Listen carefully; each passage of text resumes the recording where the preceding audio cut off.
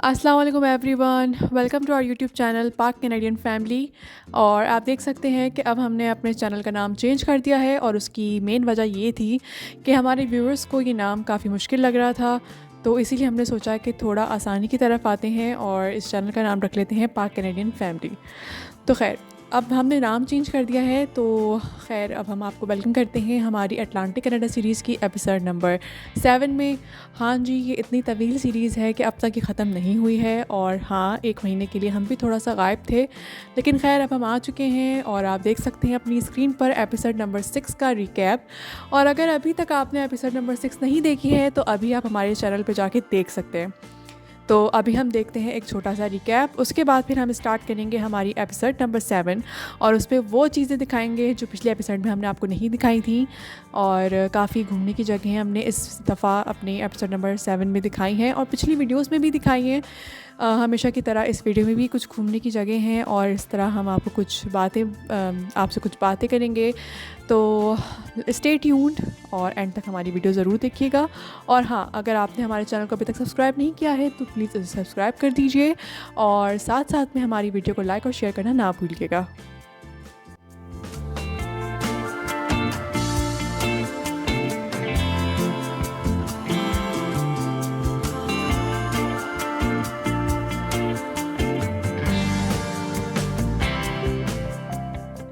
तो चलिए जी, अब आपको ले चलते हैं फ्रॉम हैलिफैक्स टू डार्टमाउथ फेरी के थ्रू। और ये सफ़र जो है ये पूरा 12 मिनट्स का होता है फेरी के ज़रिए अगर आप हैलिफैक्स से डार्टमाउथ जाएं।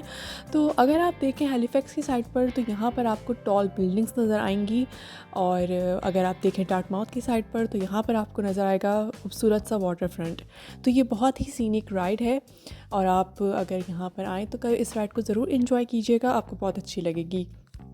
तो चलिए जी, अब कुछ नज़र डालते हैं कनाडा की पॉलिटिक्स पर।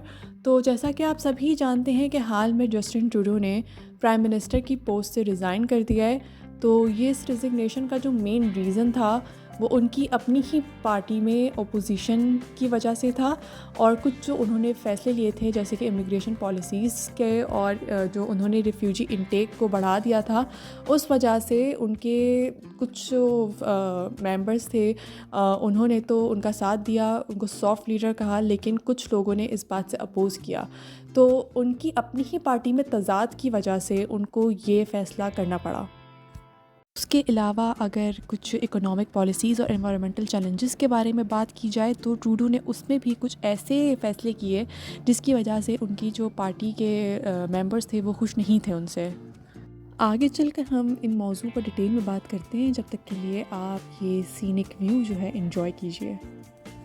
अगर हम वीडियो की तरफ वापस आएँ तो ये जो आप ब्रिज देख रहे हैं इसका नाम है एंगस एल मैकडोनल्ड ब्रिज और इस ब्रिज का नाम जो है एक पॉलिटिशियन के ऊपर रखा गया है।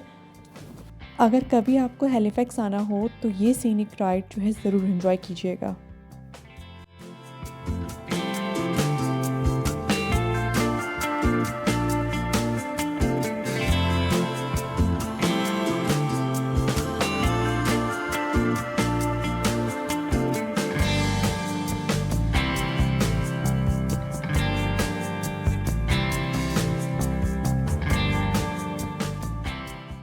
तो अभी हम आपको दिखाते हैं कुछ फेरी के अंदर के मनाजिर। तो पहले वो देखते हैं, फिर उसके बाद फिर आपको आगे का सफ़र दिखाते हैं।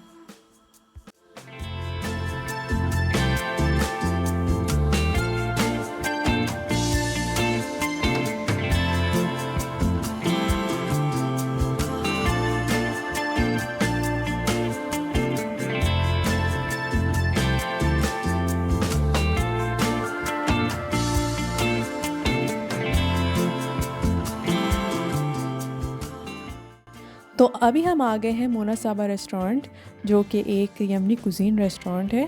तो हम आपको दिखाते हैं कि ये रेस्टोरेंट अंदर से दिखने में कैसा है और साथ साथ में जो चीज़ हम ऑर्डर करने वाले हैं वो भी हम आपको आगे चलकर दिखाते हैं।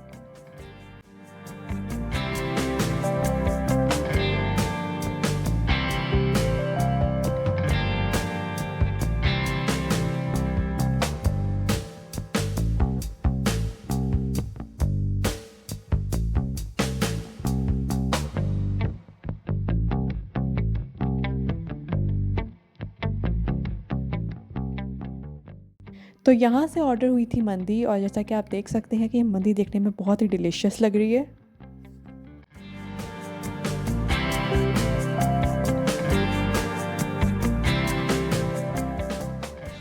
यहाँ पर कुछ स्टोर्स भी हैं जो हम आपको दिखा रहे हैं, और आगे चलकर एक एशियन स्टोर भी आएगा जिसका हम आपको टूर करवाएंगे।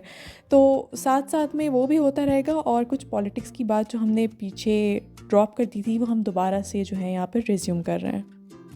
अगर हम बात करें जस्टिन ट्रूडो की इमिग्रेशन पॉलिसीज़ के हवाले से, तो वो काफ़ी एम्बिशियस थी। वो कैसे? वो ऐसे कि उन्होंने 2015 से 2016 तक 25,000 सीरियन रिफ्यूजीज़ को कनाडा में वेलकम किया, और ईयरली इमिग्रेशन टारगेट्स को 4 लाख तक रखा। उसके अलावा फैमिली रियूनिफिकेशन को बहुत आसान बनाया गया, और स्किल्ड वर्कर्स के लिए एक्सप्रेस एंट्री और ग्लोबल टैलेंट स्ट्रीम जैसे प्रोग्राम्स को इंट्रोड्यूस कराया गया। लेकिन अगर हम आवाम की और ट्रूडो के अपने ही पॉलिटिकल पार्टी मेंबर्स की बात करें कि वो ट्रूडो के इन डिसीजंस पर क्यों इतना अपोज थे, तो वो इसलिए थे क्योंकि ट्रूडो की इमिग्रेशन पॉलिसीज़ की वजह से हाउसिंग और पब्लिक सर्विसेज पर काफ़ी प्रेशर आया। जब ज़्यादा इमिग्रेंट्स आए तो हाउसिंग की डिमांड बढ़ गई, जिसका असर रियल एस्टेट प्राइसेस और रेंटल मार्केट पर पड़ा। लोगों को घर मिलना मुश्किल हो गए और प्राइसेस स्काई रॉकेट कर गईं। पब्लिक सर्विसेज जैसे कि हेल्थ केयर और एजुकेशन पर बात की जाए तो उन पर भी बहुत लोड बढ़ गया, क्योंकि ज़्यादा लोगों को फैसिलिटीज़ चाहिए थी और सर्विसेज बहुत कम थी। इससे आवाम में डिससेटिस्फैक्शन बढ़ गई, और कई लोगों का कहना था कि गवर्नमेंट को इस चीज़ की प्लानिंग ज़्यादा बेहतर करनी चाहिए थी।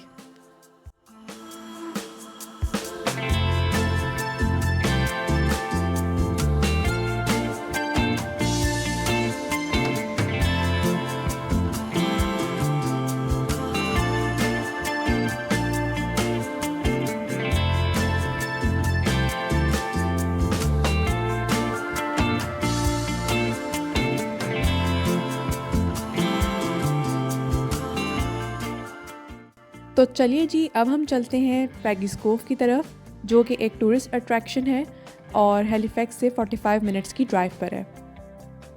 चलें अब बात करते हैं जस्टिन ट्रूडो की एनवायरमेंटल पॉलिसीज़ के हवाले से, क्योंकि ज़ाहिर है इतना खूबसूरत एनवायरनमेंट देखने के बाद मुझे जस्टिन ट्रूडो की एनवायरमेंटल पॉलिसीज़ कुछ याद आ गई। तो अगर उन पर हम बात करें तो सबसे पहले बात ये होगी कि उन्होंने क्लाइमेट चेंज का मुकाबला करने के लिए nation wide carbon tax introduce करवाया, जो हर प्रोविंस पे लगाया गया था। उसका एम ये था कि ग्रीन हाउस गैस एमिशंस को जो है वो कम करना, लेकिन कुछ प्रोविंसेस ने इन पॉलिसीज़ को बहुत क्रिटिसाइज़ किया, क्योंकि उनका कहना था कि ये घरों और बिजनेसेस के लिए ज़्यादा महंगाई का सबब बन सकती हैं, बल्कि बन रही हैं। चलें अब लास्ट पॉइंट पर बात करते हैं, उसके बाद फिर वीडियो की तरफ वापस चलेंगे। वो ये कि जस्टिन ट्रूडो की गवर्नमेंट ने कनाडा को 2050 तक नेट ज़ीरो एमिशंस अचीव करने का टारगेट रखा। इसका मतलब ये है कि जितनी कार्बन डाइऑक्साइड रिलीज़ होगी उतनी ही एब्जॉर्ब भी की जाएगी, ताकि एनवायरनमेंट पर कोई बुरा असर ना हो। इस गोल को अचीव करने के लिए रिन्यूएबल एनर्जी और क्लीन टेक्नोलॉजी पर फोकस किया गया, लेकिन कुछ लोगों का कहना था कि ये पॉलिसीज़ इकॉनमी पर असर डाल सकती हैं, ख़ासकर उन जगहों पर जो ऑयल और गैस इंडस्ट्री पर डिपेंड करती हैं। अगर ओवरऑल बात की जाए तो जस्टिन ट्रूडो के टेन्योर में कई चैलेंजेस और चेंजेस आए। उनकी इन्वायरमेंटल पॉलिसीज़ जैसे कार्बन प्राइसिंग और नेट ज़ीरो एमिशंस का टारगेट बहुत एम्बिशियस था, लेकिन इनका इकोनॉमिक इम्पैक्ट कुछ प्रोविंसेस और इंडस्ट्रीज़ पर नेगेटिव था। इमिग्रेशन पॉलिसीज़ में उन्होंने रिफ्यूजीज़ को वेलकम किया, लेकिन इससे हाउसिंग और पब्लिक सर्विसेज पर प्रेशर आया। उनकी पॉलिसीज़ ने इकॉनमी को भी अफेक्ट किया, जहां लोगों की डेली लाइफ और लिविंग कॉस्ट पर असर पड़ा। ओवरऑल उनकी लीडरशिप को मिक्स्ड रिएक्शंस मिले, लेकिन उनकी लेगेसी को इन्वायरमेंटल एक्शन और इंक्लूसिव पॉलिसीज़ के लिए याद रखा जाएगा। अब अगर मैं आपको पैगीज़ कोव के बारे में थोड़ा सा बताऊं, तो ये जगह बहुत ही खूबसूरत है नोवा स्कॉशिया में, और जैसा मैं आपको बता चुकी हूँ कि ये एक मशहूर टूरिस्ट स्पॉट है। तो अगर यहाँ के लाइट हाउस के बारे में बात की जाए तो वो भी बहुत आइकॉनिक है, जो कि 1868 में बनाया गया था। अब पैगीज़ कोव के अगर नेचुरल लैंडस्केप के बारे में बात की जाए तो वो भी लाजवाब है, क्योंकि यहाँ पर Rocky shores, crystal clear waters और ब्यूटीफुल सनसेट्स का नज़ारा मिलता है।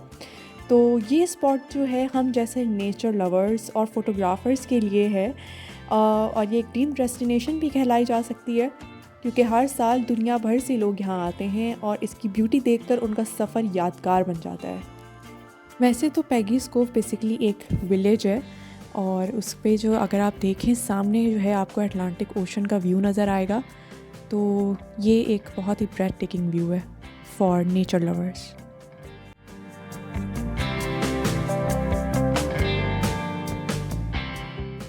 तो ये है वो लाइट हाउस जिसकी हम बात करते आ रहे हैं, और अब आप इस लाइट हाउस का क्लियर व्यू देख सकते हैं।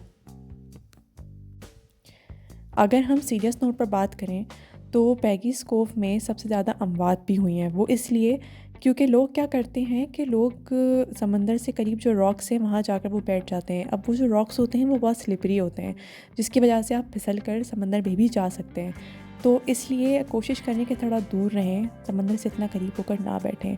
और कभी कभी क्या होता है कि लहरें इतनी स्ट्रॉन्ग होती हैं स्टॉर्म की वजह से कि वो भी इंसान को अपने साथ बहा कर ले जा सकती हैं।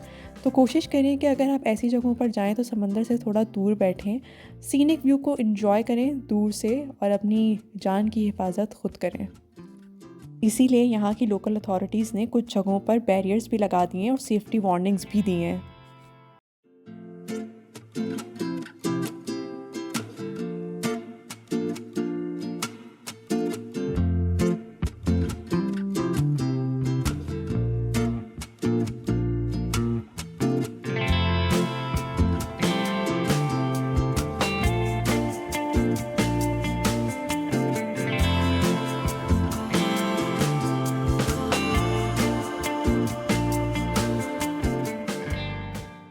अब हम थोड़ा करीब से आपको लाइट हाउस का व्यू दिखाते हैं।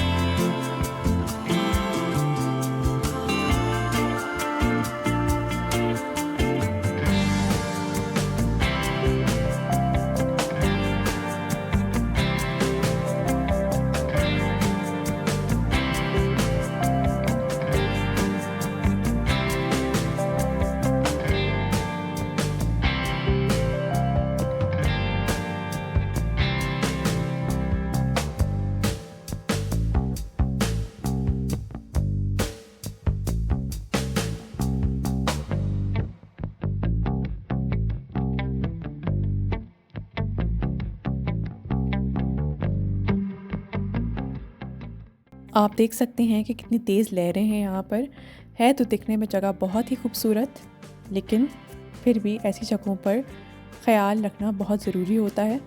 तो खैर इसी तरह हम आज की वीडियो करते हैं यहाँ पर ख़त्म, और उम्मीद करते हैं कि आपको हमारी आज की वीडियो बहुत पसंद आई होगी।